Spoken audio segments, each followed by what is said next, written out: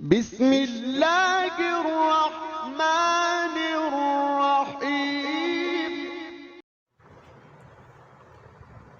بسم اللہ الرحمن الرحیم نحمدہ ونصلی ونسلم علی رسولہ الکریم اما بعد۔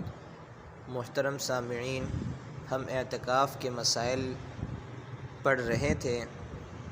معتکف کا غسل کرنا، معتکف کو صرف احتلام ہو جانے کی صورت میں غسل جنابت کے لیے مسجد سے باہر جانا جائز ہے۔ اس میں بھی تفصیل ہے کہ اگر مسجد کے اندر رہتے ہوئے غسل کرنا ممکن ہو، مثلا کسی بڑے برتن میں بیٹھ کر اس طرح غسل کر سکتا ہو کہ پانی مسجد میں نہ گرے، تو باہر جانا جائز نہیں۔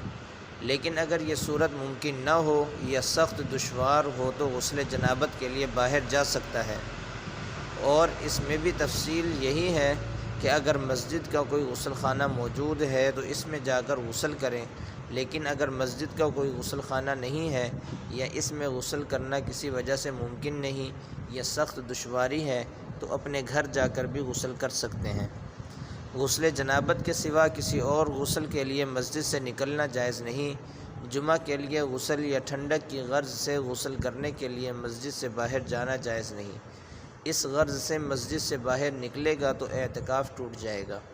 البتہ جمعہ کا غسل کرنا ہو یا ٹھنڈک کے لیے نہانا ہو تو اس کی ایسی صورت اختیار کی جا سکتی ہے جس سے پانی مسجد میں نہ گرے، مثلا کسی ٹب میں بیٹھ کر نہا لیں یا مسجد کے کنارے پر اس طرح غسل کرنا ممکن ہو کہ پانی مسجد سے باہر گرے تو ایسا بھی کر سکتے ہیں۔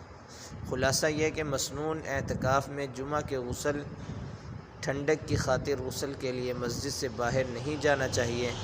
ہاں، نفلی اعتکاف میں ایسا کر سکتے ہیں۔ اس صورت میں جتنی دیر غسل کے لیے باہر رہیں گے اتنی دیر کا اعتکاف معتبر نہیں ہوگا۔ خلاصہ یہ کہ مسنون اعتکاف میں جمعہ کے غسل، ٹھنڈک کی خاطر غسل کے لیے مسجد سے باہر نہیں جانا چاہیے۔ ہاں، نفلی اعتکاف میں ایسا کر سکتے ہیں۔ اس صورت میں جتنی دیر غسل کے لیے باہر رہیں گے اتنی دیر کا اعتکاف معتبر نہیں ہوگا۔